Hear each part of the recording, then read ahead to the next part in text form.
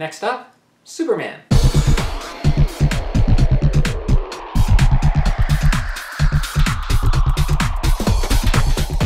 Well, hey everyone, and welcome to another Interested Modeler. In this video, I get to welcome back my friend Marc Fraley, who will show us how he completed his most recent project. This is Revell's re-release of a vintage kit from Aurora of Superman. As he was placing pictures of it online, I noticed he did such a fantastic job with painting and detailing, as he usually does, that I thought it'd be cool for him to put together a video for us and show us how he did it all. And that's what we get to watch here. Now, at the beginning of this video, he created a special opening sequence for us that is pretty cinematic.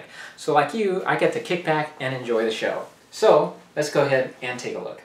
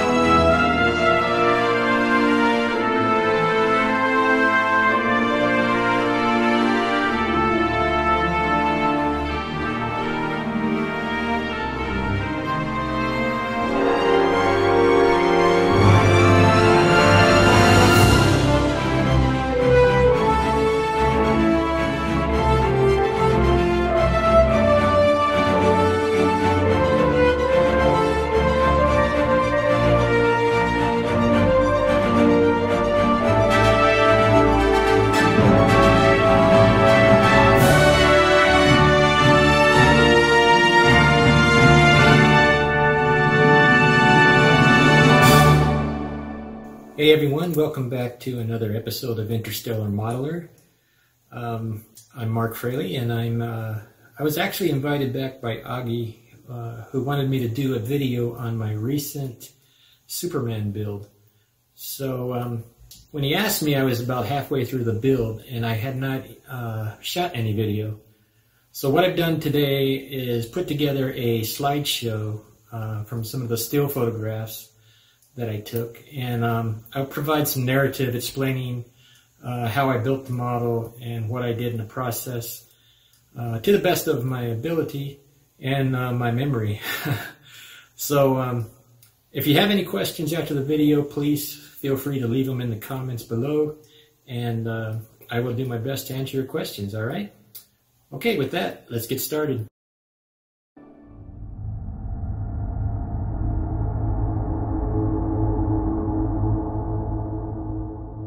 Ever since his debut in Action Comics, a veritable mountain of Superman merchandise has burst through the floodgates. In the early 1960s, the Superman television series was still running in syndication, and no one crashed through walls better than George Reeves. The Aurora model kit, sculpted by Bill Lemon and first released in 1963, was very likely inspired by George Reeves' portrayal.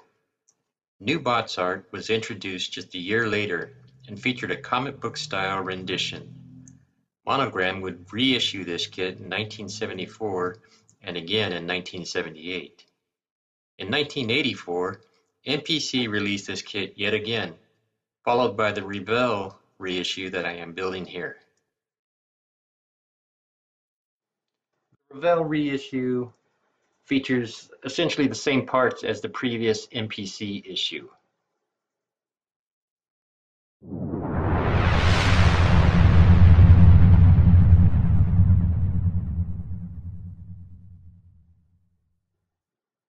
Unfortunately, the weakest feature of this model is Superman's head. MPC had commissioned a new sculpt when they re-released this kit under their Superpowers name brand. course, I wanted an Aurora original, so I was able to get one from a fellow modeler. It needed a little bit of cleanup, but as you can see, the sculpt is far superior to the MPC version. So there's not a huge parts count with this kit, and assembly is pretty straightforward. So I concentrated on the Aurora replacement head I had procured, first by laying some primer on it that helped me see all the flaws and scratches and any repair work that needed to be done. This was followed up by more sanding and more primer until I was satisfied with a finish that I could put some paint down.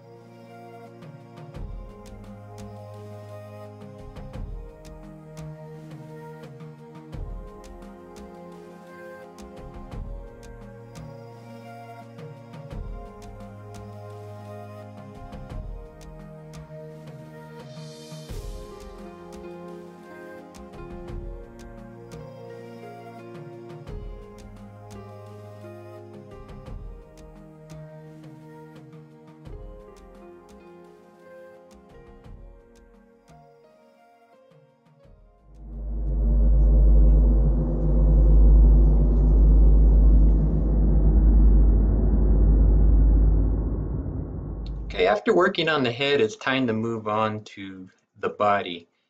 Um, as with any styrene plastic figure kit, you're going to have seams. So I proceeded to remove the seams where I could, and also apply some filler if it was needed, and of course more primer. Primer will always help you see where you need to do some more work, like if I need to fill some gaps or if I need to scrape more seams. The primer can be an eye-opener, and sometimes you have to apply it more than once. But eventually you'll get to a point where your model is ready for paint and you have a nice clean canvas to work with.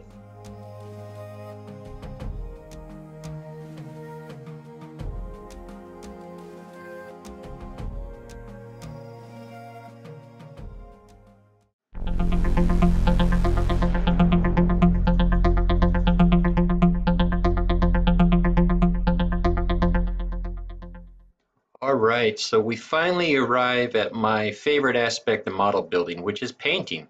I really enjoy painting. So if I'm going to do a Caucasian flesh tone like Superman has, I will always start with a base coat of beige red made by Vallejo Model Color. Sometimes I'll mix it with some mahogany brown or maybe some basic skin tone, depending if I want to lighten it or darken it. With every figure I do, I always try to improve on what I did previously and always strive to be a better painter. Sometimes that includes trying out new techniques.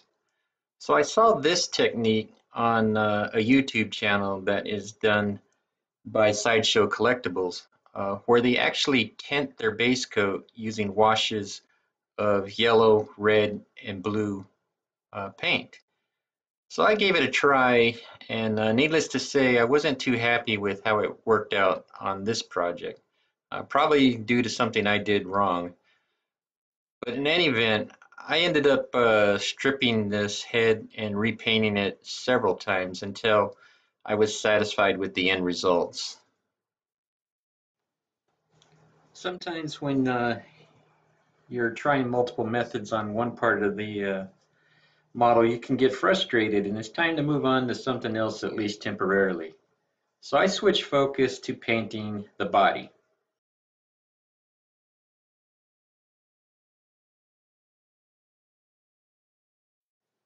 So Superman's uniform was painted using an airbrush where I laid in my base coats. All of these colors are Vallejo model colors. I used flat yellow, flat red, and electric blue, which is actually from their Mecha color line.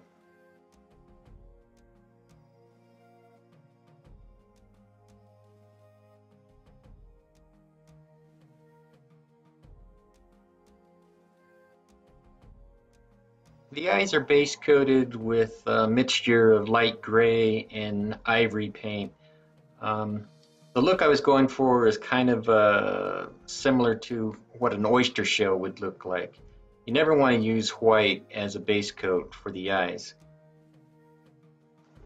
I added glaze medium to my Vallejo paints for painting the head.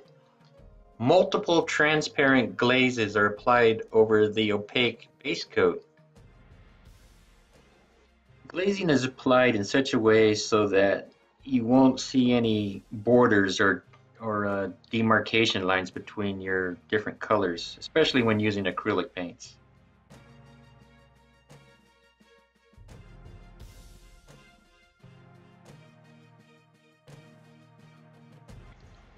So just remember that it's critical for your glazing to be transparent so that the lower layers of color are still visible under the top layers. So they're optically going to give your flesh tones a deeper tone.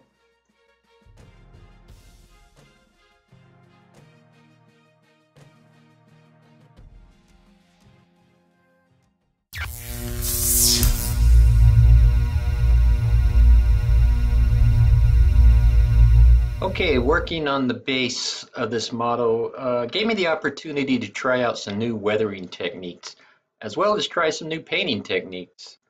I started with the steel beams with a coat of Vallejo surface primer. That was followed up with a coat of orange rust. Next, I airbrushed chipping medium over the entire thing. That was followed up with a coat of natural steel, and this was allowed to dry overnight. I masked off alternating tiles in order to airbrush a checkerboard pattern as part of my floors design. Moving on to the bricks. I created this look using only the 3 colors shown here, and the paint is applied randomly using cosmetic sponges.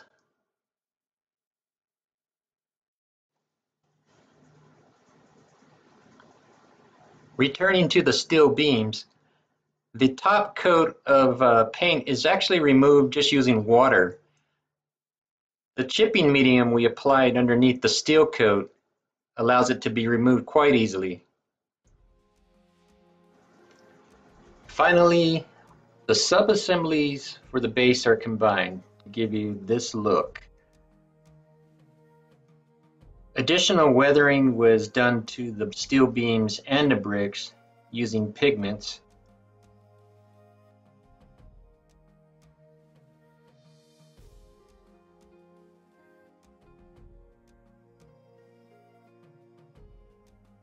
Custom-made decals allow me to add cracks to the white tiles, where on the black tiles these cracks are hand-painted.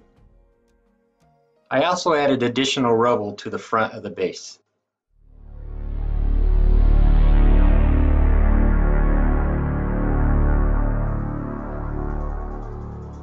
Okay, finishing touches of this model consisted of airbrushing in shadows and highlights on the uniform and applying custom decals from JT Graphics. Note that the S symbol is George Reeves.